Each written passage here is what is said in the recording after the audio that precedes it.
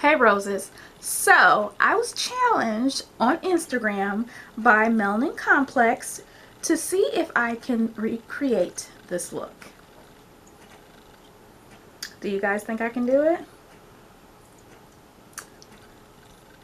Well, I'm sure gonna give it a try. So I already started with my brows using some Anastasia Beverly Hills Dip Brow and Chocolate. Now to get into the eyeshadow, which is going to be the hardest. Palettes I think I'm going to use to achieve this particular look is the eyeshadow palette by the Crayon case, a box of colors, because clearly they have a yellow in here. So we got that yellow. They have a black too.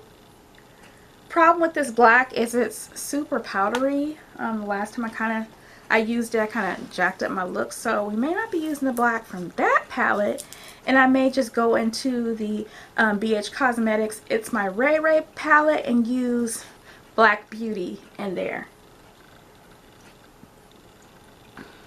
So I'm going to use those colors. I'm going to go ahead and get into it. Stop talking. Let's see how I do.